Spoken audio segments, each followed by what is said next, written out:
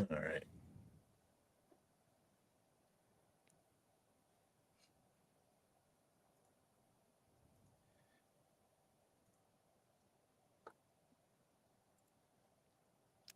What's up, everybody? Tonight, I have one of your favorite guests back on. Access Alive is here to tell us if the world is going to end, if we're if we're going to make it, if there's possibilities. We will see. Uh, I'm in this short period here. You guys know I'm a pessimist. Long term, I'm an eternal optimist, I should say. And I think he's going to agree with me. We haven't chatted in a while. I've been on vacation, and he's been kind of doing his own thing with his website and stuff. Well, thank you, Axis, for coming back on the show. Tell us what's on your mind, man. Oh, well, hey, Randy. Hey, everybody in the chat. Thanks for showing up. Should be a good show. Thanks for having me back on. I appreciate it, as always. We always have a good conversation. Mm-hmm. I thought maybe tonight we wouldn't go so hard on well, we can always bring up the charting. That's fine by me. But I figured tonight would be cool to just go back and forth. Just you guys talk whatever you want in the chat, and we'll kind of give our takes, and we'll try to stay balanced. Maybe each give our own side of the story and explain what's going on. I got to give a point to Randy for calling for new lows. Well, he wasn't necessarily you were bearish when I was a little more bullish earlier in the year. So, that early year rally on Hex was met with some crazy sell pressure that I did not anticipate. I actually I got to say I had a bear fractal drawn out to go sub penny down to 0.5%, and I was like, no, I couldn't even believe it. And I was like, I couldn't believe that could even be a possibility. This is not gonna happen. It's not gonna happen. But well, Waters Above definitely hit that one nail on the head.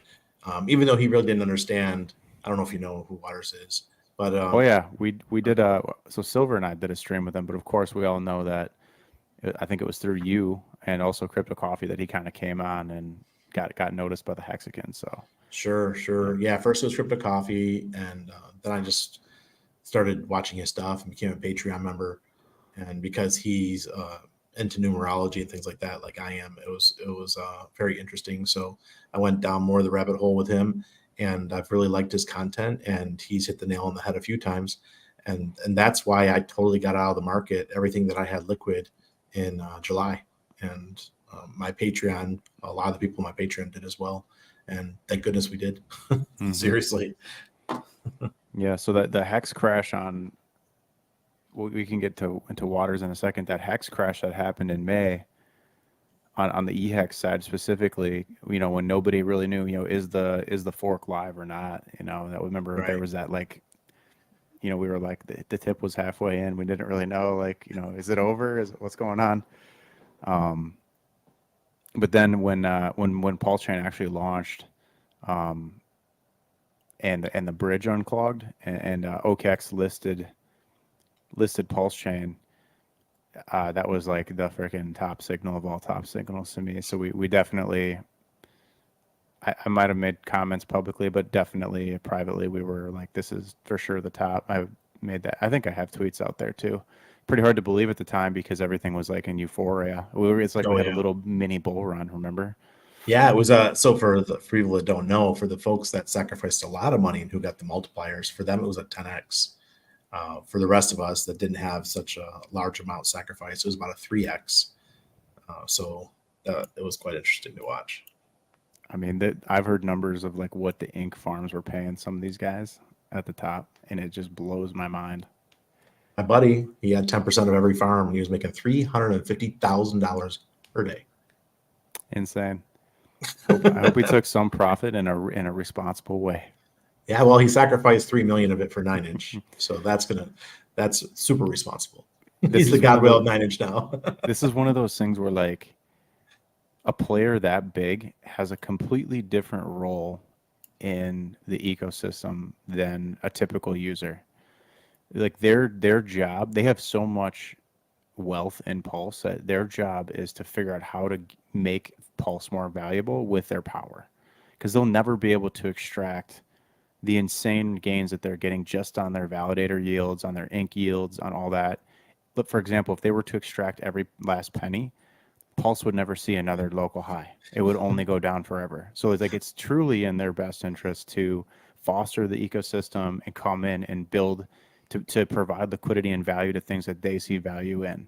And like we've seen that on my end. I know you're going to launch a coin soon. Like these things are where whales get to put their money where their mouth is and help people that are good for the community and going to be out there marketing their bags, and also just build out new protocols. Like competition is healthy, competition is good for the space. So I think him stacking for 9inch, he's saying something, right? He's saying like, look, PulseX is a thing, but now we got these other DEXs that's coming out that it may give PulseX a run for its money. Like if you're using PulseX right now, you're behind the curve because Pitius is an aggregator. 9inch is going to be an aggregator. These things are giving you better order execution and they're saving you from MEV bots. Yeah. I love Pitius. I've been using it nonstop for probably since I came back from Toronto. So it's been about 2 weeks. I haven't used any other DEX besides Pitius. Yep, same fine here. I'm using it. It's quite fast. It's slick. They listed my coin right away. They had to give me no trouble. Pulse Coin List, another great website. They're going to be coming on with the Pulse Coin List site's coming on with supply distribution and gas and stuff. Kind of like GoPulse, like a dashboard for stats. I'm a nerd, so I'm excited for that too. Yeah. Another one is like that Hex Scout. They're still working on the back end. I think that's going to be a cool onboarding tool. So I'm excited for all the stuff that's getting built. Some of the best stuff that I'm using on the daily had no sacrifice. Exactly. And like your token, maybe you don't want to say it because it's your token, but my buddy, the same buddy that sacrificed 3 million for 9inch, he went ham on your token as well. And I don't know what X's your token did that day, but he it was a 10x. It was a 10x, and he's like, Randy, let me tell you what I just did to Axis's token. And I said, well, what did you do? And I went and looked at the chart. I'm like, holy crap, what did you do? He goes, well, he's a pillar of the community, and I want to repay him. Help his coin out. I'm like, wow. Well, that was amazing. Bro. And so I hope he's listening. She is listening. And I want that person to know that like I have to be very careful with what I say with a coin being out there, right? Because it's kind of, I just got to be safe. But like, if there's anything that I can do in my power to make it perform and be a good asset for the community, I will do that. Like, if it's not clear already by the price action, like I'm doing everything I can. And so if we can take that coin to the next level and just be a place where Pulse value is stored, that would be amazing. That's like my dream. Single-sided staking on 9inch. Okay. We'll get that one going. I got the voting power for it. He does too. So. Randy dropping the alpha. Well, hey guys, I'm always open to private DMs. Yeah, exactly. So it wouldn't be that difficult to do. It's just you have to go on the casting couch over at 9inch and put your token in. Oh, God. That's funny. to be able to be approved for single-sided staking. But I'm sure that the guys would be more than happy. Question for that. Is that like a way to distribute a coin to like the... No, it's a way to stake your coin without having to have inflation. It's a way of using the BBC token to pay out your members for single-sided staking. BBC is the yield coin. Gotcha.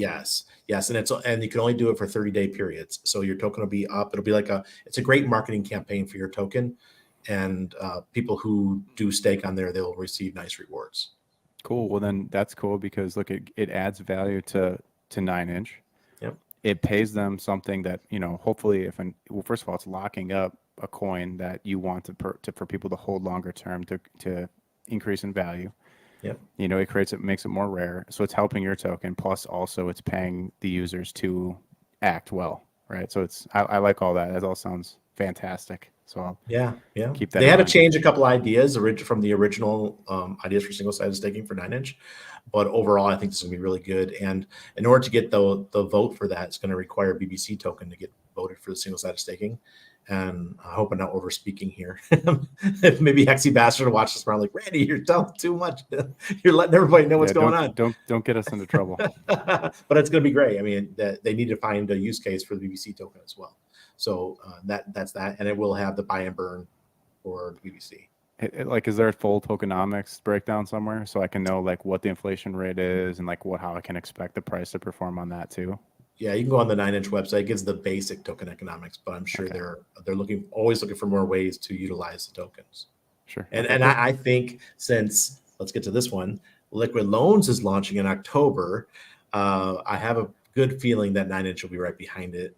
Even though they will not admit it, I do believe that they're waiting for fetch. Yeah. Yeah, that Oracle is important. Like I think a lot of protocols are waiting for that. Yeah, It's funny how they left it to the Liquid Loans guys to get it done. bizarre. Must be They were the number one sacrifice, so they Yeah, had it a lot must of be a money to play huge with. undertaking, and they're probably like knees deep in like just the technical side because of how complex that protocol really is, right? Absolutely. So there's just something interesting that Bobby was saying there.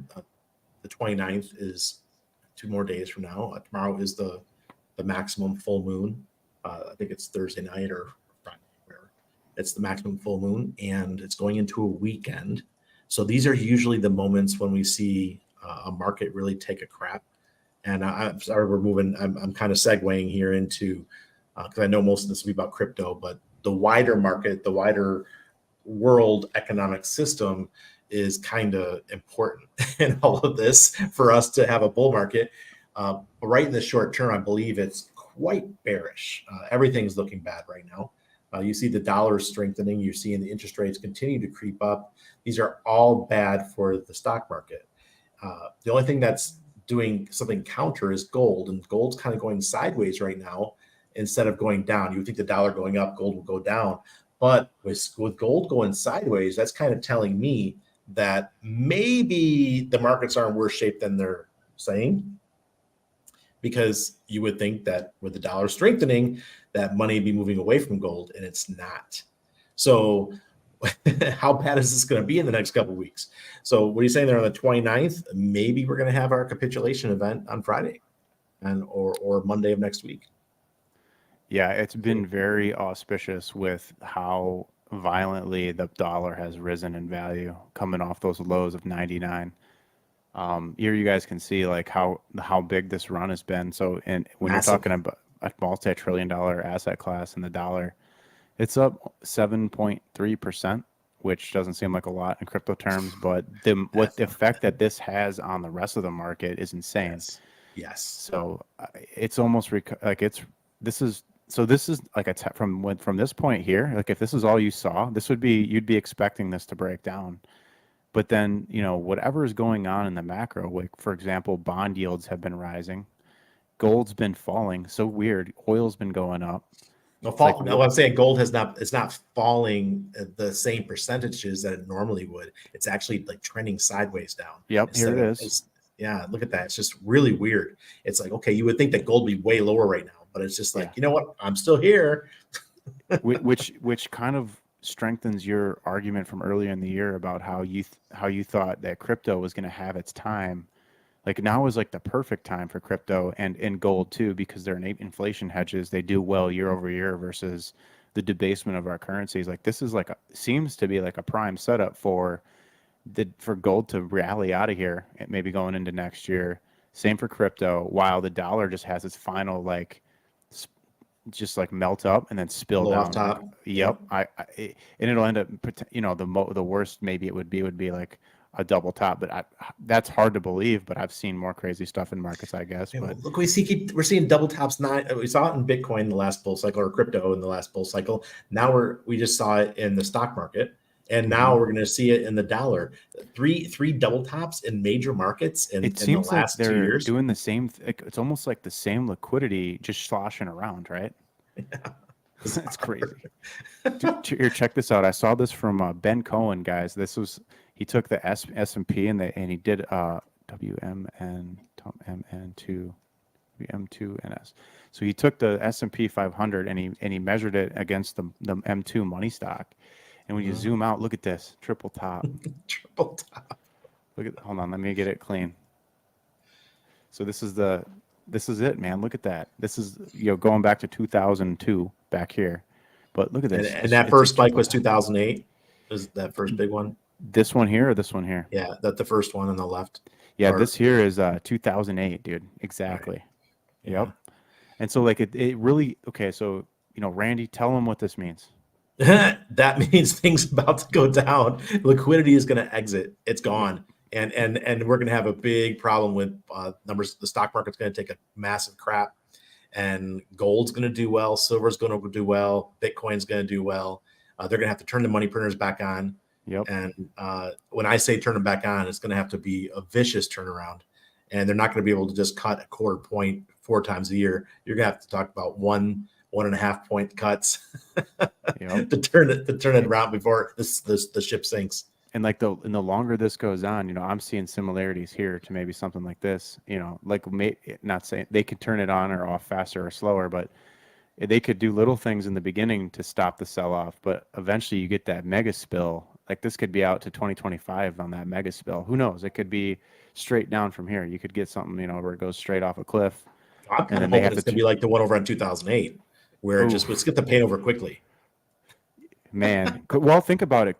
Consumer credit's at all-time high, and housing's less affordable than ever before here in the States. But this would set us up for a 10-year bull run, which who wouldn't want that, right? Yeah, that'd be a nice reset. We need a reset in the system. Yeah, cool. I'll be all for it because I remember it very well. I had just quit my job in Tampa. I moved back to Rochester, New York, and it's like I moved back in I think the last week of August of 2008, and I'm sitting there at my best friend Mike's house, and I'm living with him, and boom, I'm watching CNBC, and everyone's going nuts. I had just left Florida where everyone was losing their homes, and now the whole system's imploding, and they didn't know what they were going to do. They didn't know how they're going to backstop or how they're going to provide liquidity to the system, and the bankers took advantage of the people. They put it all on us. None of the responsibility on them, and they're going to do the same dang thing again. It's the same playbook, just a different year. It's like they keep doing it. So just be prepared. And so that's why we're all here watching. Why Brandy and I are here is because we're in the thing that we think is going to outperform the catastrophe, which is obviously cryptocurrency and metals to a lesser extent. Well, we are in. Okay, so I don't know how much you follow the Hebrew stuff, but we just passed over a Jubilee year, and the Jubilee years, the last one was gold-backed dollar to a fiat dollar. And now we just left the fiat dollar and we're going into the digital dollar. And that's going to change the whole world financial system. And cryptocurrency is the parallel system that goes along with that. No matter what Gensler and those guys do trying to FUD us, we know that this is the next big system that's going to be implemented into the global system, whether it's incorporated with CBDCs or a parallel system that the CBDCs can talk to. It's, as much as I hate CBDCs, I love the idea of crypto because we get to have our own little ecosystem. And then once in a while, we send money back to the other system. I'm with you. I see the same thing. First to the comment about the what is it proper to say that's like the Jewish holiday or the Jewish they have tons of money, guys. Like they are on top of the tippy top of a lot of these power structures in the world, and so their belief system does have a big, huge impact on these sorts of cyclical events, right?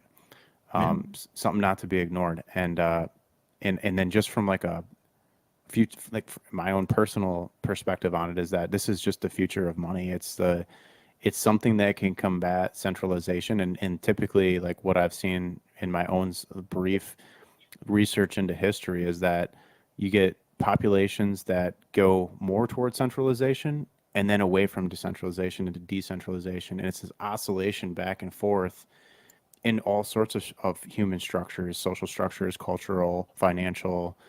It's just like a wish and wash of energy back and forth. And right now we're heading more back, tilting the other way toward a more free society with a decentralized parallel system. And I think this ultimately does lead to what you're saying, which is the legacy system, which is going to evolve in its own right. And then it's going to have 2 rails. And then the other side is the free money system, which kind of breaks humanity away from kind of the restrictive part of the financial system and kind of like leaves all these like crazy outside opportunity for awesome, amazing new things to come about. And like some of that we can't connect the dots on. I'll give you a small example would be cool new technologies that are coming out, but they're being financed by crypto billionaires or centimillionaire people that you won't hear about it or know about it. But that's how these new technologies and ideas are going to come about, is because the funding came through the funnel, and the funnel was cryptocurrency. That's why it's not going anywhere. There's too much money sloshing around in crypto and its tentacles. Let's call it the tentacles, because people they think, oh, the crypto market's actually pretty small. It's not as big as gold. What they're not realizing is that all these companies that are building around crypto, and they're worth millions themselves, and they might not have a cryptocurrency that has an asset that has money behind it yet, right? What about the hedge funds that are backing the cryptos? They're not taking into account how much money these hedge funds have. They're not talking about taking into account the money that these companies have. They're all building it as side projects, getting ready for the next bull run. There's a lot of money sloshing behind crypto. And when that comes back in, holy crap. I think about two things. One is stable coins and the yield that big guys can get on that. And the other thing is just from a simple market maker perspective of, the smart money that set the bottom on Bitcoin down at 15K, and now we're trading in the mid 20,000s. Yeah. They're primed for a setup where they can accumulate the rest of the spot Bitcoin. We're already seeing record lows of on exchange balances of Bitcoin. It's a perfect table. It's a perfect setup. The table is cleared. They can run it up because there's such a small amount of it on the market supply. Get it to, let's say, I don't know, 65 to 80K next year, even as soon as next year. Not saying it has to, but it could. And then they just sell. And then they just sell it to all their customers all the way back down to 30K for the next year and a half, year, whatever, even if it's just 8 months, and have this mid-cycle turmoil. But then they pop it off at the end. Everybody gets rich, and they used people's own money to perform the whole thing from bottom to the local high to the next bottom. They buy it all back and push it up with that money, and they're creating a 5-wave sequence all of their own. And I'm talking about the BlackRocks, the big funds being able to do this. Yeah. Did you in 19, I think it's 19 days from now, the spot ETF decision is coming through. Is it going to be settled on? Yeah, they say the last time I talked about this was during our strategy call for no permissions on Monday. So that was today's Wednesday. So it's 2 days ago. So there's 19 days until the spot ETF decision for Bitcoin is made. That's going to go positive for Bitcoin. That is the beginning of the bull run. In 100%. My opinion. You better be situated. You better have your game plan ready. You better be back in the market, DCAing right now for the next 19 days. I'm calling it right now. I'm with you on that, and especially if you get a favorable outcome for the ETF. It just seems like too much is starting to go right for crypto right now. Gensler under fire. These SEC lawsuits that have no bearing. They're losing all over the place. The DOJ is behind crypto. You got, big, again, the BlackRocks are out there. There's tons of applications for ETF. It seems like the perfect setup, like I was saying before, and there's a shortage of spot market supply. So it's like, how much more blood can there really be? Bitcoin's already up 10 grand off its floor. Yeah. There's no supply. Like, how about the gap with the what's it called? Guys used to talk about it all the time.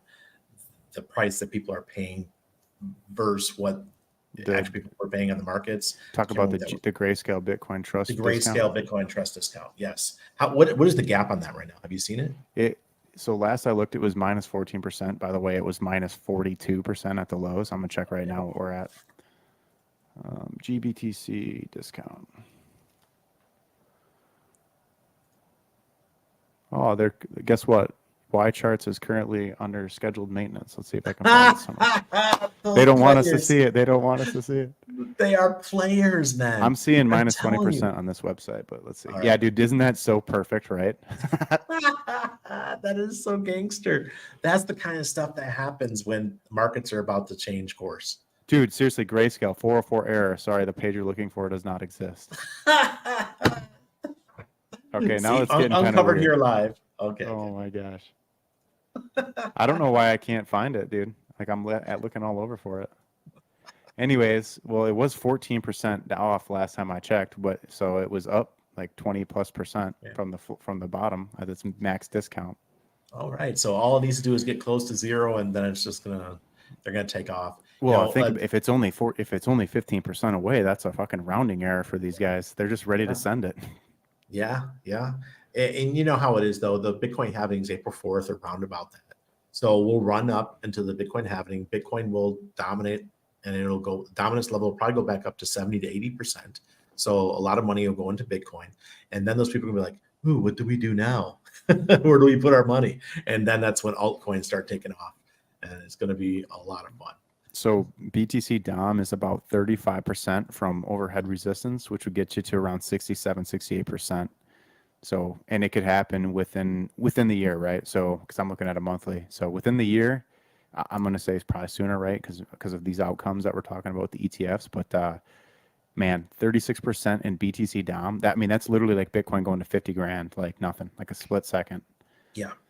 Yep. And that also means that altcoins are going to get absolutely slaughtered. And they're the ones, when I say altcoins, I mean the ones that are paired to Bitcoin. Ethereum is quite attached to Bitcoin. Paulchain, on the other hand, quite small. It's on its own, I think, right now. It's kind of doing its own thing, guys. I'm with you on that. Yeah, that's why I'm saying that Paulchain, if we do this right, and the marketing and guys like us getting on stream and talking about it, the market itself could be the first one out the gates for the bull market. And Hex when everyone starts getting, Hex did it in 2020, right? So why can't we do it again? 2 for 2 for Richard. Let's do it. Let's go, Richard. There's a lot of SAC funds just sitting there. Whew, a lot. and I have 19 days now to get back into the market 100%. Good. Do it. Get it done. Gotta choose wisely where I put it. Well, before we get into that, let's just say one other thing, another strengthening factor, why I think this bull market is going to be bananas.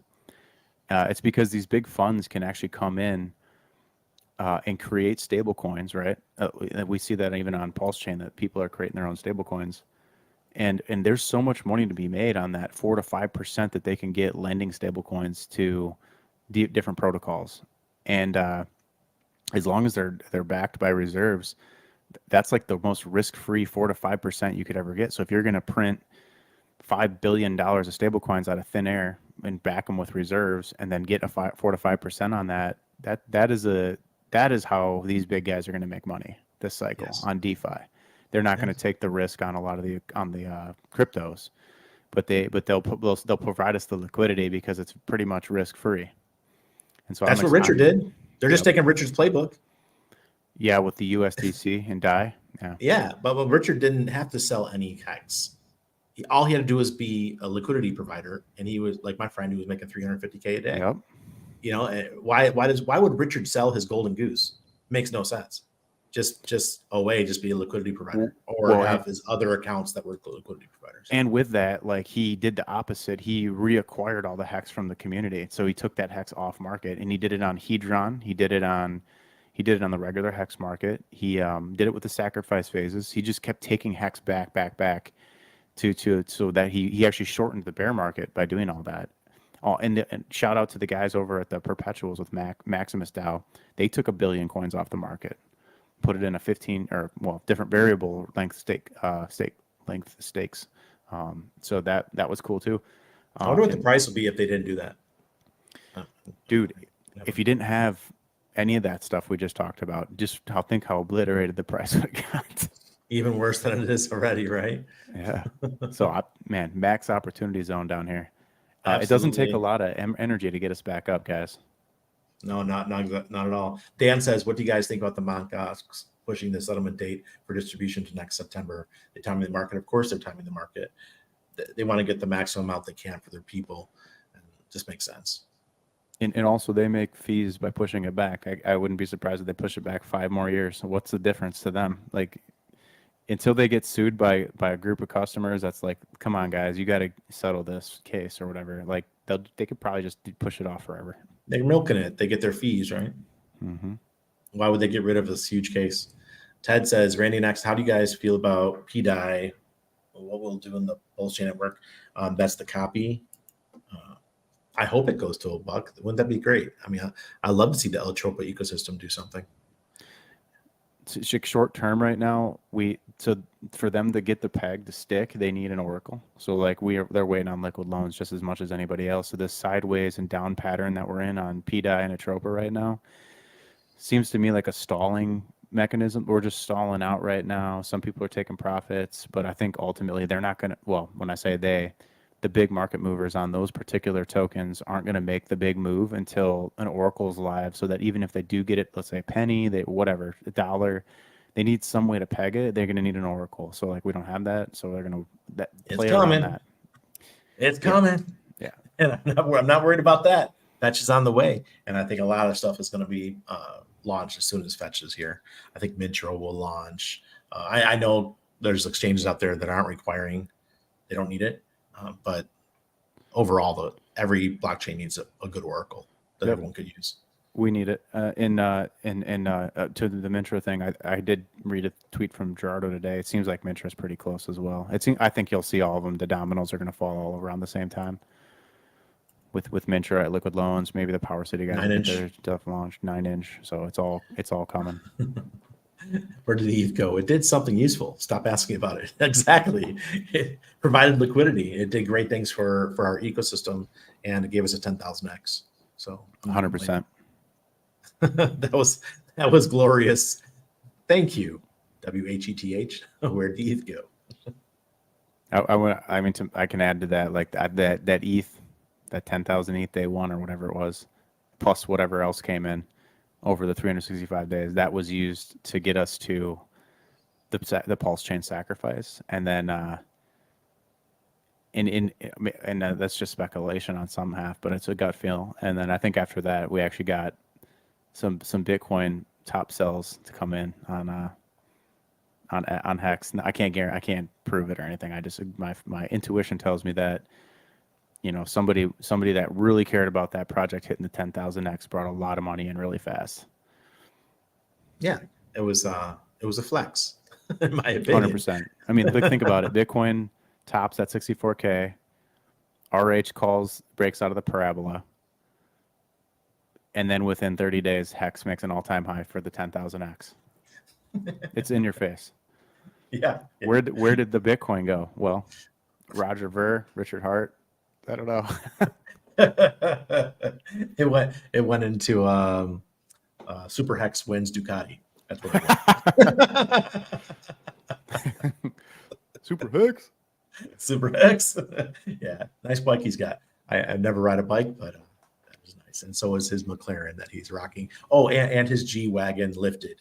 It's like this bro, he must have bought up all the Hex in February of 2020. He's got to be leasing some of that shit. I don't know. By now, he's definitely selling to put that back in at the bottom, right? No, I don't know. Maybe he's got enough where he doesn't need to. You know, I consider it, like, how you feel, but my Hex that's staked, I don't even really consider it as part of my funds, because it's average stake length of 11 years. So now that's still another 8 or 9 years, depending on which stakes it is. So what the hell? I mean, that stuff's out there so long, I don't even consider it as money. I'm not even thinking about it. Do you ever go to your whatever your portfolio tracker is? Sometimes I'll use GoPulse and I'll just look at the yield that it's paying for per year or per month. And those numbers even down here are like, damn, that's pretty damn good. But I don't think about it regularly. You know? Absolutely. Look at this comment. Is there any real projects? What a troll. Yeah, it's been ridiculous lately. It's like stuff coming out nonstop. It's super exciting. I mean, Famous coming out with leverage trading this week. That's quite a move that we have. That's a flex on our part. I can't wait. Thank you for bringing that up, Randy. Big shout out to the PH guys. Man, you guys launched a bunch of cool stuff, man. It was at 3 protocols, right? You got Fatty, which is the portfolio tracker. 4. Yeah. Then you got Fiat, which and then you got, what am I missing? Fame, which is now just out, and then PHUX. So the balancer fork. So I mean, they just kept launching thing after thing. They're the first movers. They're the guys to beat right now. I do think Liquid Loans is going to be pretty cool. I think it seems like you're pretty excited about 9-inch, so I'm getting hyped about that too. Like, that's awesome. I'm definitely hyped. And the cool thing about the fiat team, and obviously we got the E-Fiat. That was like a free money airdrop. I know it was just a test, but my God, that was a lot of money for just a free, here, guys. Thank you for sacrificing. And I was like, oh, cha-ching. Okay, I'm not going to use E-Fiat. I'm a Paulchain guy, but yeah, thank you for the free money. And then we had PHUX launch, which I have a lot of my liquid that I had early on when PHUX launched. It's just locked up for a year now, and every Thursday, so tomorrow, I'll be minting my coins or claiming my tokens and just minting them and putting them back into the PHUX system for another year. And just keep doing that, because that's going to be coming out in the bull market. And who knows what PHUX will do. Might do 20, 30x, maybe a 50x. I'll be cool with any of that. So let's do it. Yeah. Let's see. What was the comment here? He's let me know. Says like that. Yeah. Hoping liquid loans and 9-inch. Just take more fame. Cool. Dude says, should I buy more 500,000 units of E-Hex or P-Hex? Just pick one, bro.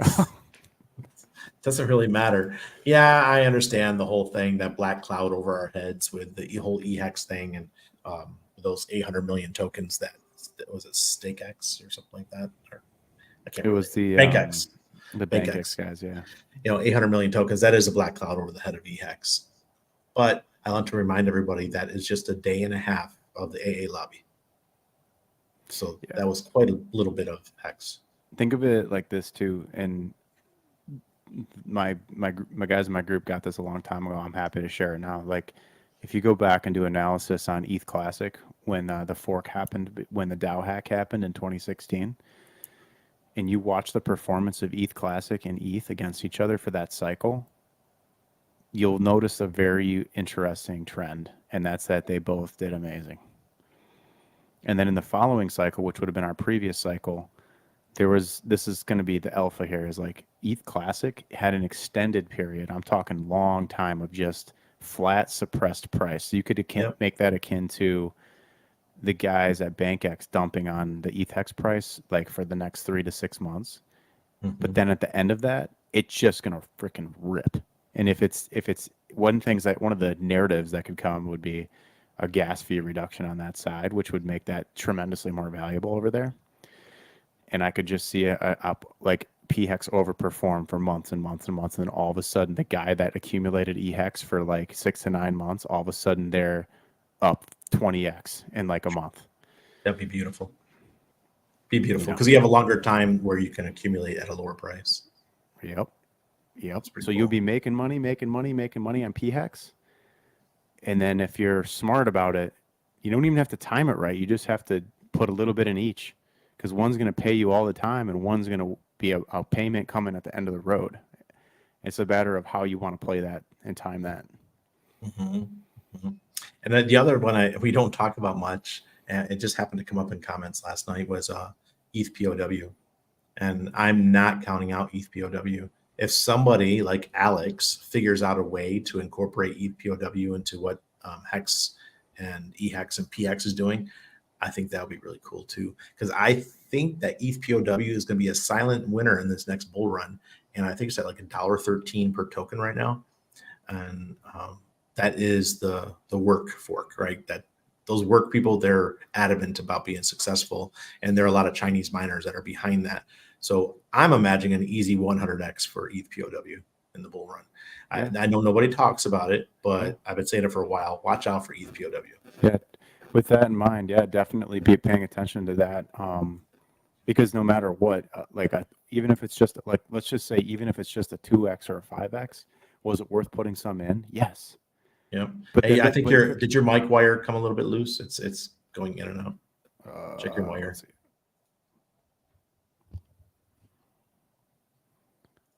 Check. Yeah, you're better now. It was like going stop, go, like that. All right. Yeah. It says how much have the guys at BankX reduced their position? They're not. They're actually staking their Hex, from what I understand, in like 90-day intervals and selling off. They're using Hex the way it was meant to be used. Yeah, I haven't checked in a while. They were doing that. I've been checked in a while, but yeah, that's what they were doing last I checked. Helgo's another one. I checked into it. It seems like a pretty interesting project made by Hexkins. But the one thing I want to bring up to everybody, everyone who's building a project that is built around Hex to support Hex, to make Hex better, you're not going to see the gains until Hex takes off, right? It's not going to get exciting with that stuff until Hex takes off. So if you're doing it, you're DCAing right now at the bottom. And when it happens, you're going to be super happy. But in the meantime, you're just preparing your foundation.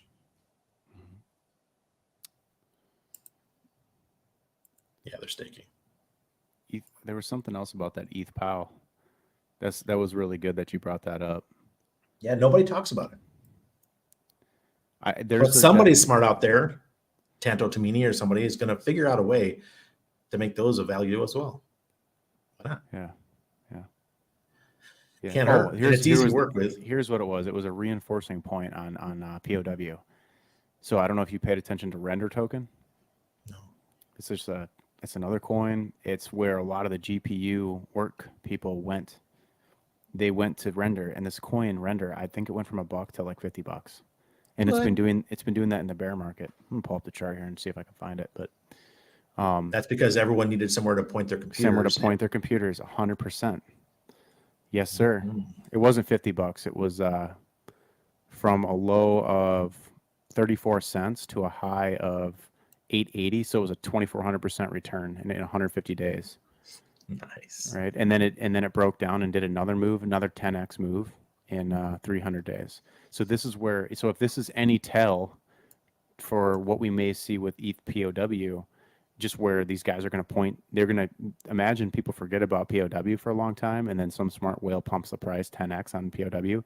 Those Render guys are going to flip into what's more profitable, and that's going to create this self-reinforcing loop of price appreciation on POW. So it could go, yes, like Randy's 100x target could totally hit on that for sure. Absolutely. I hope so. You don't need a lot either. I mean, right now they're $1 each pretty much. So you buy 500 of them, it could be a nice new car for you.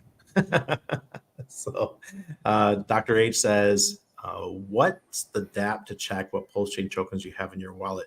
People are using the Rabby wallet. I've heard that talked about. Fatty.io is another one. And you mentioned something next. What was D-Bank? D-Bank is another one. D-Bank, really? Yep. Is that the same guys that got the 800 million? No, I don't think so. It's just it shows your LP positions on there, and it all of your Paulchain stuff. DEBANK. Because there was somebody in my chat who was asking about that, how they can see their LP positions and things like that. That's the one. Okay, I'm going to have to check into that. I've been meaning to get into Rabby Wallet, but I got distracted the other night when I was minting a whole bunch of Zen. Over the weekend, I had tons of Zen, like 60 wallets or so that I had to mint. Oh, in one night? Oh, God. Yeah, like 24-hour period, and talk about tedious. Oh, dude, you just reminded me. I have one to mint right now. There you go. It's not fun to do, and I've got my calendar in a couple days. I have to go in and do another 20 or so. Keeps me busy. It's funny. It's crazy how those are still up because the gas is so low right now. You're still making money on those mints. It's not a fortune, but it's. Imagine holding these coins that you minted for a profit, and then you get the next 10x on Zen. Who's going to be upset about that? Exactly. Yeah, we never know. And I remember Zen's launching their own blockchain. It was called X1. Now it's something else. I'm just gonna mint what I did in the early days and save it. And if we have whenever that launches, I'm sure that'll pump. Yeah, for me it was you can go in right now and buy a billion tokens for about $400. Not a bad deal considering I've seen a billion tokens go to like over 10K before. Yeah. This is how you make money in crypto, folks. You buy the bottom. And right now the Zen people are really quiet because no one's talking about it. Isn't that funny how that works? Yep. And that's when you buy. When it gets real silent, you buy, you sneak in, you buy some. You could hear a mouse. Yeah. And my good buddy who's he's big into DB Zen, he's big into the NFTs, big into all those things. He's one of my consults every month, and we discuss things, and he's huge into Zen. He loves it. And I go to him. It's like it's a consult where we talk about his bags, but then I listen to him about all his Zen stuff. That's where I learn these things, and that's why I think maybe right now buy a billion Zen and just put them in a wallet. Yeah. Okay, what do you got? Benny yeah. knows about my icosahedron stuff. What is yours? So I think icosahedron on the ETH side is in an existential crisis. Like I think it Yeah. could die, but the fact that Alex is creating um, a protocol that kind of connects it all together, it actually is going to revitalize it. So my honest belief for that ecosystem is it's going to be the late bloomer of the cycle, and it's going to do crazy returns after Hex has already done tons of X's. Like that's going to be the one that just comes back like fury of fists. And part of the reason why the ETH side will perform is because you'll be able to arbitrage the prices for the auction functions. So like if it's cheaper on ETH to get the Hedron, you'll just buy it over there. And one Hedron on ETH side is equal to one Hedron on the P side in when you're going into the auction. So like it's going to force them to be more closer to parity because of their functionality. So the big wallets that are using them to acquire HSI stakes are going to be going for whatever chain is cheaper. And it'll rise the price of both. But I think the real speculative run and the insane gains on Hedron in particular is going to come like the later part of the cycle. I believe it. Like I said before, I mean, a lot of these things are going to require Hex to do something. And because Hex is going to do something, Paulchain will do something. If Paulchain moves first, it'll pull up Hex. And secondarily, it'll start pulling up Hedron and Icosa. My community knows I'm an Icosa whale. I love Icosa. I don't have much Hedron. I just get what I mint from my T-shares. But overall, I don't go out and buy Hedron. I go out and I buy Icosa. And like you said, I don't care if it takes halfway through the cycle. Just stake them and earn. Yeah, staking them for sure. Like if you're holding, don't hold any of this stuff liquid. Like just no, what a waste that would be. You're already looking at like a 10 to 18 month window until like you're going to see peak prices. So why not just stake and then you can end them and whenever you want after the 200-day period or whatever. So I just did one recently. It was like 50 days over, something like that. Look at this. Let me know says you can't use Rabby on mobile though. Let me know. All right. I have something that's quite important for you. You are welcome to participate in the A to Z crypto course with Ben Dubard and I. It's coming in 2 weeks. Please join the course. How dare you say you're putting your mobile wallet on your phone? It's like this is security 101 here, folks. How dare you? Yeah. It's like the original sin. Yeah, it's the first thing you do not do. Oh goodness. Yeah, Paul, stop feeding him. Don't give him hope. Because Paul knows. Can I have better. your seats, bro? Just kidding. So go buy him one of those things you could swipe the information off of, through the data swipe. Just send him a ledger in the mail. Yeah. Hey, that's it. For those that don't know, you always buy, if you're buying a hardware wallet, you buy direct from the manufacturer. Buy direct. I have one that I bought off of Amazon from the store, the actual store for Trezor. I won't use it. I refuse. After what Ben told me, he's like, Randy, do not use that wallet. I don't care if it came from their store. Only order direct. I'm like, okay. Yep. Let me know. Says, what's the odds RH actually going to show up to the SEC? He's not going to show up. No, he'll send lawyers. Yeah. They have to serve him in person. I don't think that's happened. So I think people give that 3-letter agency too much power. They're all they can do is sue, right? Yeah, there's no criminal offense there. Yeah, exactly. People can make stuff up. Yo, Randman and XYZ, got to play this one back. Yeah, okay. Huge shout out to Hex Mining Hodler, and I've seen some other names in there, True Moxie and some others that, yeah, thanks guys for the support for being here. Access with a PH system front run RH coins like Aave did to ETH. That's interesting. I do remember Aave early in last cycle, it just moonshotted. Yeah. I think it was that one. What was the other one? Synthetics, maybe? It was like Aave and Synthetics, or it was like all the coins that DCC was big into. What are you trying to say? What are you trying to say? Is he part of the insiders? At this he point, told me a long time ago to watch Synthetics. It's cool. Yeah, yeah. Give DCC credit where credit is due. He didn't do everything wrong. He's Hex Jesus, for God's sakes. Yeah, I mean, believe me, he took profits. He's not dumb. Yeah. Let me know. I know. I'm just making fun of you because you said put a wallet on your phone. So don't get offended. That was an educational thing for all the folks in here who think they should be putting a wallet on their phone. Don't do it. Sandy, thank you. Hey, Ramon Carrillo's in here. I have a wallet on my phone. I keep just a little bit in there to make quick buys on any quick dips. Also, the Tangum wallet is a hardware wallet for cell phones. Keys are never on the cell. Interesting. I do have a wallet on my phone in case I ever need it, but like even when I go to the Bitcoin ATM, I could just print out the QR code and scan the QR code on the paper, and they'll go to my hardware wallet. I don't need to mess around with having the wallet on my phone as an intermediary. Just a safer way to do it. True Maxi, oh, there you go. There goes the Axis hashtag.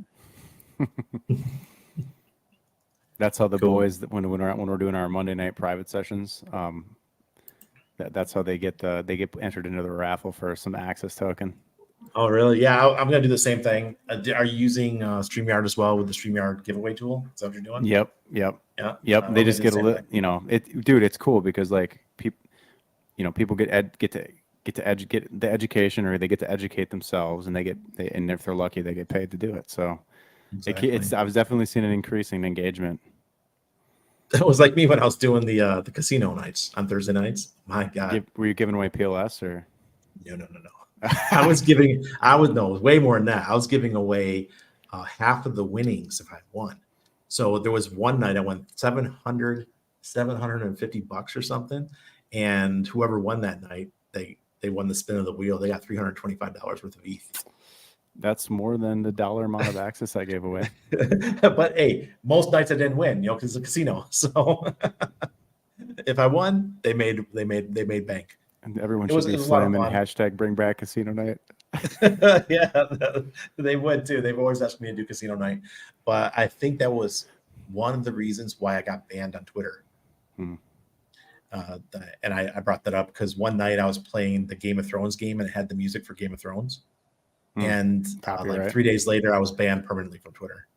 So. Yeah, I saw that they'd message you back and just said, "Oh, you didn't follow the rules. That's why you're going to stay unbanned or say banned." Like what? Thank you for being so deep, Twitter. Yeah, thank you for letting me know clarity. What I did. I just feel like because I harassed them at least twice a week for the whole 10 months or so since I've been banned. So I do feel for you on that because like that's a lot of time and effort that went into building that following. 12 years. 12 years. That's not right. All organic, and it was amazing. Yeah, I understand I was banned before because I called President Trump and at the time Sleepy Joe idiots during their when they go at each other on the stage. I can't remember what it's called. During the election cycle, I can't remember what it's called. And they banned me right after that. And they didn't give me my account back until a day after Sleepy Joe was sworn in. I wasn't allowed to participate in that cycle at all. Yeah, there was a lot of funny stuff going on in 2020, 2019, 2020, 2021. Bizarre years. I don't ever want. I get triggered if I see a mask. Yeah, he was fighting it the whole way along. Yes, sir. See, bring back Big Bets Randy on Thursday nights. Yeah, these guys, man, these degenerates. So I'd be like betting like $2.50 a bet. No, Randy, you got to go higher than that. Higher? This is my money. Dude, we sell tops and buy bottoms, bro. No, we're not going more. These guys are insane. Oh, man. During the debates. Oh, there was debates going on tonight. Interesting. Where the Republicans would be the Republicans going on. They're talking. Yeah. Remember when Sleepy shit his pants at the Vatican? I didn't hear about that one. Isn't that like an every other day thing? Yeah. Okay, this is actually important news. Randy, did you see that Berkey water filter is now banned in California? California considers it a pesticide. The reason why is because Berkey will not put out their patent what they use in their filters. So California said, okay, you don't want to tell us what you put in your filters to get rid of our fluoride? You are now considered a pesticide. That's whack. Can you imagine that? I think I learned about fluoride and like the effects on the pineal gland and whatnot, maybe in 2010 and 11, something like that. Wow, and I noticed a change. Yeah. Yeah, absolutely. You know, I noticed my difference in my child compared to other kids. He doesn't brush his teeth with fluoridated toothpaste. He only uses the water, the Berkey water filter. Once in a while, he'll drink a bottle of water, but most of the time it's just his water. He'll have his water jar that right out of the Berkey. And you actually have to get the fluoride filters for the Berkey. You can't just get the regular filter. That's great for taking out the estrogen that's from the birth control pills in the water and all that kind of stuff. But you also have to get the little white filters that go on the bottom that filters out the fluoride. So I'm sorry we went off there, but I think this is such an important issue that people need to start looking into. And when California bans what kind of water filter you can use, a one that's been around for over 20 years, that's bullshit. Really. Yep. The whole society is sick, man. And like it's on every level. It's in your food, it's in your water, it's in your education system, it's everywhere. Absolutely. You got to break free and you got to learn to liberate yourself and teach yourself and find the answers and look, you know, you're going to learn. Remember that the hardest part is that you're going to be you're going to have tons of new information is going to hit you and you have to absorb it all and then find the nuggets, because there is a lot of misinformation out there too, but there's a lot of steps you can take to that you would never expect if you were like blue pilled, right? You'd never expect that it's that deep and that sinister. Yeah. And I'll never trust a doctor again, man. I don't know if you trust a doctor. I don't use a doctor. No, I just don't see, well, you know, there's holistic doctors that I would have a better time with, but even them, like if you listen to your body, you're going to be okay. Like but you need to know what to look for though. I need a doctor when I get into, when I have surgery, trauma, right? Surgery, trauma, those kind of things. But I don't need a doctor when I got a sniffle. I don't need a doctor when I have a kidney stone. You know, there's so much ways you could treat yourself that they don't even study. They have no idea about diet. They have no idea about water. They don't know any of this shit. Yeah, it's really sad. See, you guys got me burning here. but Paul did say something. Let's get back to crypto. Paul was talking about the 414 buying tops. What, you got something on that? Don't know what he's talking about. Oh, the 414 tokens are your Atropa, Teddy Bear. Yep. PDI. I didn't know that if he was. I think that's what he's assuming. Is he saying that 414 address is the one buying the top, or is he saying something else? No, I was one of the ones who bought the top. I bought like $100 of each one just in case something happened. I didn't. It was money I was willing to lose to see what would happen, but I have a feeling everything's going to turn around pretty quick. Yep. See, everyone, give up that fluoride toothpaste. Go in if you're using any of that stuff, go in mouthwash, any of those things. Get rid of it now. Yep. Don't finish off the rest of your bottle, or you're just delaying you're just going against what you know is to be. Like, it's like if you know something's bad for you, don't do it. Here's an example. I got an energy drink right here. I know it's bad for me. I'm still doing it. Don't do what I do. Do what I say. Yeah, exactly. And that's got fluoride in it because they're not using water. If you have to, if you really break it down, like you should only be drinking filtered water. Yeah, and then that's because how can you go and check on everything else that you consume? How could you? And showering, you got to put it on your shower too, or else it's just soaking it through your skin. Wow, you just did a 17-day no food fast. Holy crap, T-Bird. I've done a 30-day fast when I was going through a really tough time in my life, and it was more of a religious thing for me. That's back when I was really, really into the church, and I was in Bible college, those kind of things. But I did the 30-day fast, and that was tough.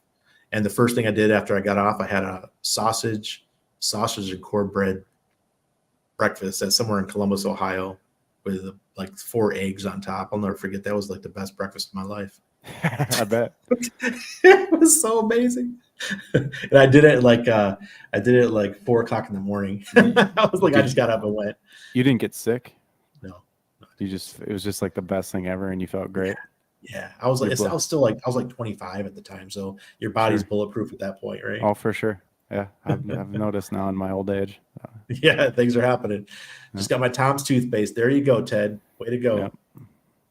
I don't know what I use. It's not Tom's. It's something similar though. There's a bunch of them now. Like I remember I used Tom's in the beginning because it was fluoride free, but now there's a bunch.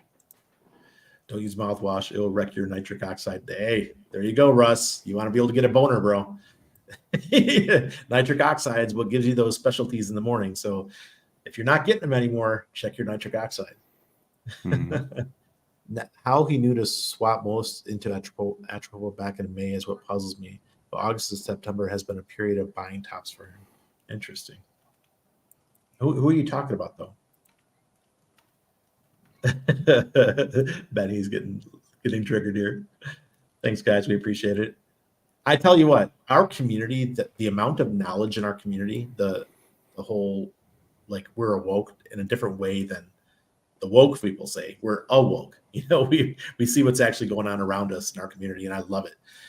How many Texans that are flown to Panama, and I pick them up at the airport or take them around, and like, wow, what a smart bunch of people. I agree with you. I think there was like a no bullshit filter from the early days with RH, and he kind of just attracted those same types of brains, and then he made them rich. And then the second wave after the big payday, that was a different type of person that came in. Absolutely, sure was, and that's why but everything started breaking down. Yeah, now that we're down here, it's like bear markets are like a forest fire. They come through and they burn and demolish everything, and then all that's left is the new growth that comes up, and that's where we're at now at these lows. That goes for the people too. The people still here are the people that Randy's talking about. It's pretty awesome. Yeah, they haven't gone anywhere. What do you see on the P-Hex, E-Hex charts? Hexkin Lost in Asia is asking about the charts. Yeah, I mean, I think that P-Hex looks amazing right now. I'll say that much. Let's see.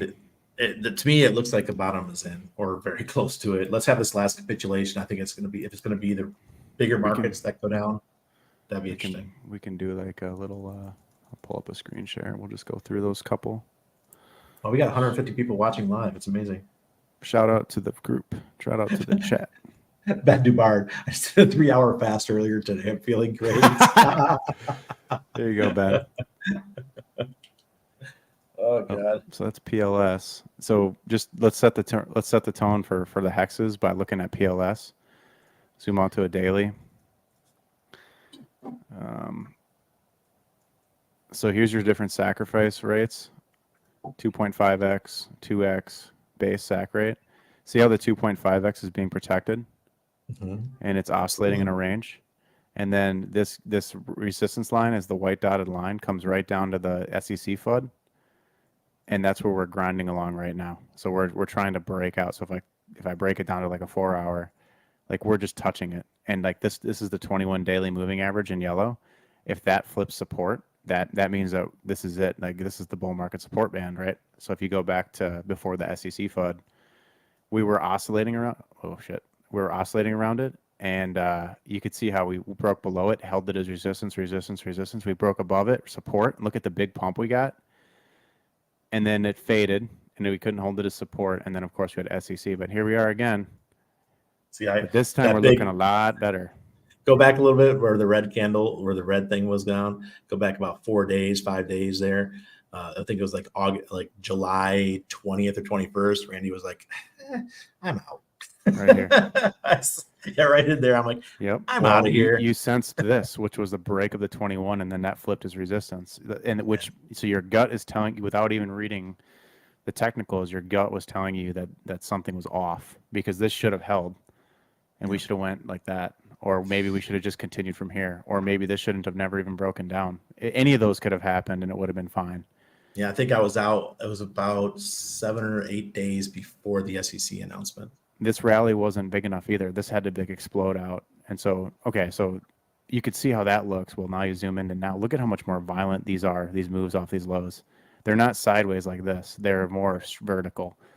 These are like 40%. It's weird that, whoever these people are selling at these rates, because everybody I know that has billions of pulse, they're not selling. No, this guy here had 1 billion in his wallet. This guy here had 1 billion in his wallet. And that was it. He's out now. He just made that one little dinky candle, and now the market buys back 1 billion, and you're already trending up. That'll be like one of the last guys to sell the bill before we start trending back up. Usually, how this works is we'll come down, test the 21, and then it's just going to go bam, bam, bam. I think the goal is to recover the 2x multiplier here in relatively short order. So, like if we're looking at P-Hex, this is even looking more flat. like in terms of like not flat like ready for a breakdown, but flat like it's not like these curves back. Like these are like nice curves and then breakdowns, curve breakdown, and then a bottom.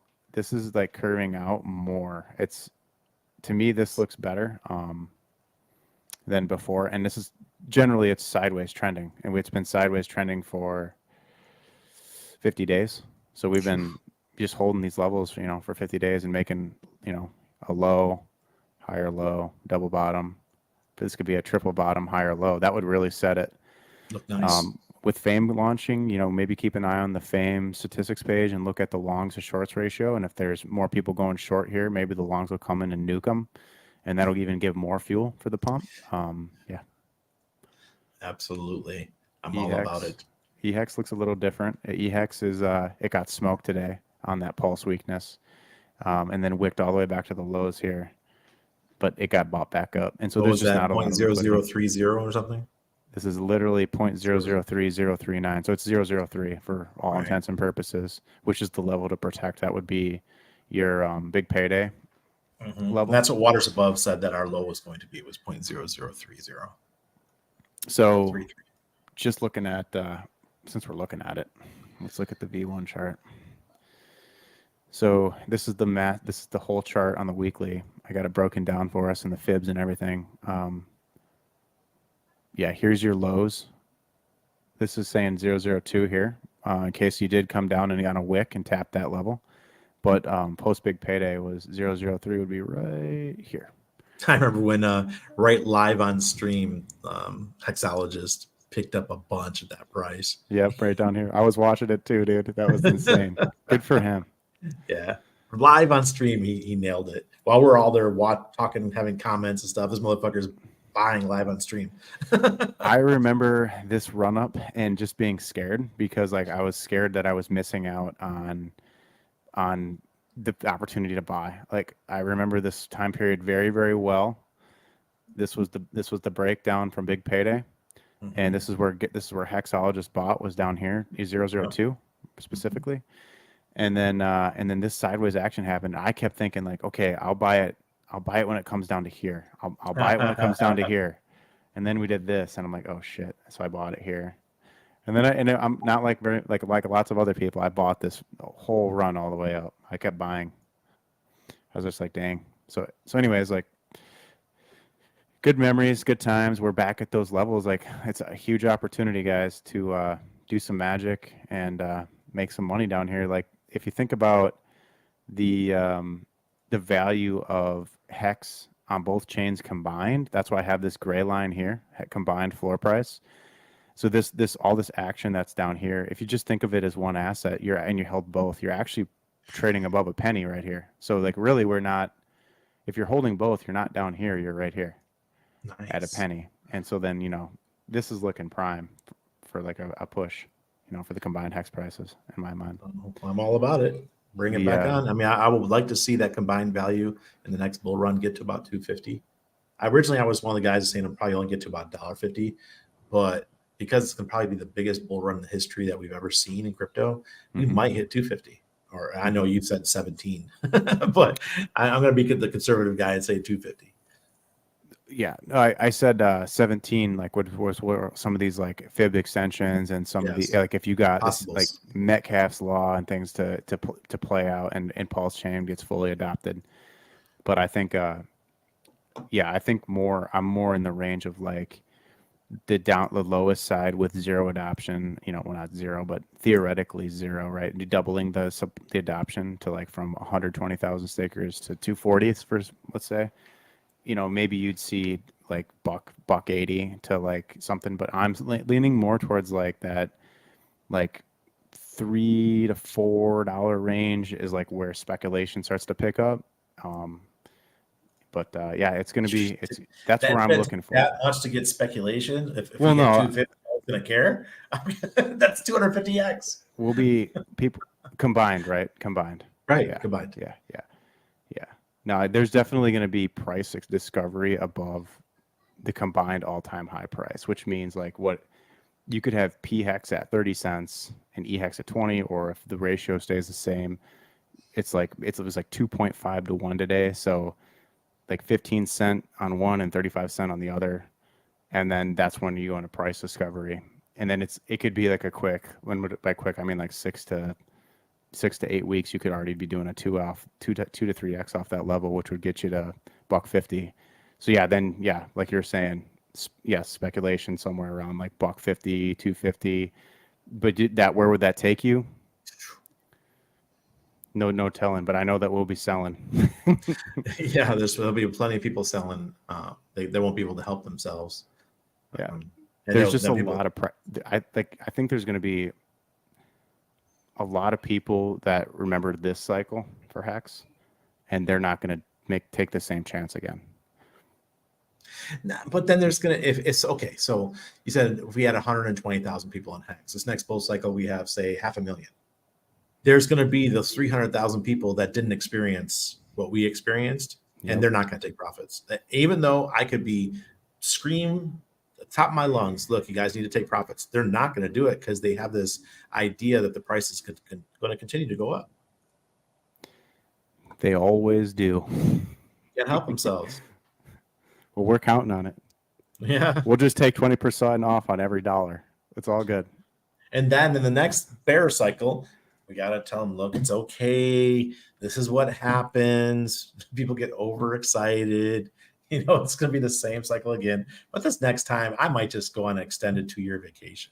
I don't know. Go sailing for 2 years or something. I don't know. We can't say everything. We can't say it all. We got to keep some stuff back. Look at Benny. I get so bullish listening to you guys. I'm just looking at these prices down here and just thinking what it's like to get back to like where we were earlier this year. That's a 3,800%. That's, what is that? 39x just back to 10 to 12 cents. Like, and that's just the warm up phase because this happens quick when you have smart money waiting for every last hexakin to stab the other one in the back with an axe, and then they're going to come in and swoop it up and take it all off. I mean, it doesn't take long to get back here, and then they'll set the market, and then the second wave, right? So like I'm eagerly awaiting that. I just want liquid loans to launch. I want fetch here. I want to be able to tap into the money that I sacrificed for all of these sacrifices. I just want to be able to play. Please, let's bring it on. Hey, I might need to sign up for no permissions because unless you're signed up for no permissions, you can't get Nope token, right? No. When I launch No token, it's only an airdrop to the no permissions Telegram. Otherwise, you'll be market buying, I'm assuming. Yeah. Here, I'll put it here. Yeah, because like the no permissions Patreon, and it's what's going to happen. I'm considering it a fair launch, and using the theory of a fair launch. I provide liquidity. It's going to sit there for a long time and continue to add liquidity over time. And that's going to be the whole point of the fair launch. All right. So the people that don't get the airdrop, that's how they're going to have to get their tokens. So essentially what I'm doing is it costs $20 a month to be in our Patreon. So what I'm hoping is that I can provide enough liquidity that if somebody wanted to sell their tokens right away, they will get their $20 a month times whatever amount of months they've been in the Telegram or the Patreon, they will get their money back if they wanted it. So it's a way to give back to the people that participated. And I think it's a great way of doing it. And airdrop, everyone loves an airdrop. So, I'm bullish on Nope token. So yeah. Hey, the same gentleman that's behind that went in 10x to your token is part of the team of Nope token. So he won't show his face. He's real quiet. He's real reserved, but he's one of the biggest holders in the Paulchain ecosystem. Cool, man. Well, I'm people are watching. Remember that people are always watching.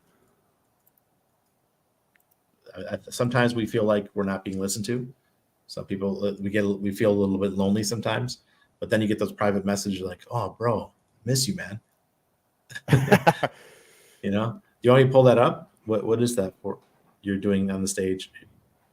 Oh, I just I pulled it pulled down. I just keeping it up in case there's any other charts we want to take a look at. I think we're pretty good with charts. It's getting kind of late. Bring it in. Yeah, shit. We've been live for an hour 15, y'all. Yeah, Time flies. I don't like to go over an hour and a half.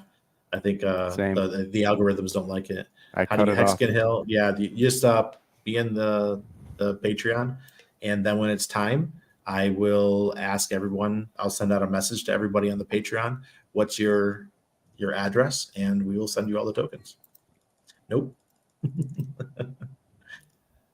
Yeah, my fear is that the normal society is hurting so much that they look at the next crypto bull run as the even bigger lottery ticket. Exactly. There you go, brother. It's gonna be the last ticket in town, the last way to build wealth. They're not out there buying gold and silver right now. I told everybody last night, you guys should be looking at gold and silver, but people aren't going to buy gold and silver. They just won't do it. Where can I check It's the too safety? controlled. Yeah, it is. It is too controlled. But where can I check the safety of airdrops? We use Pulse Police. They have a great Telegram. Nope. Nope, token. We're gonna have so much fun with it. Oh God, the memes that I plan on are just gonna be glorious. So the Nope token is going to launch 30 days after 9-inch launches. That's how I'm planning it. So ask those guys when they're launching. they're the linchpin to it all, because like I was telling Axis earlier, for his token, we could have single-sided staking and provide another way for folks to make money with their tokens. Okay, everyone's saying bye and thank you. Oh, here you go. Pulsecoinlist.com is an airdrop checker. Okay, cool. Cool, T-Bird. Thank you, Melly Mel. Appreciate you. AJ Rip City. There you go. All right, folks. We are out of here. Thanks for coming out. Thank you, guys. Appreciate it. Thanks for having me, Randy.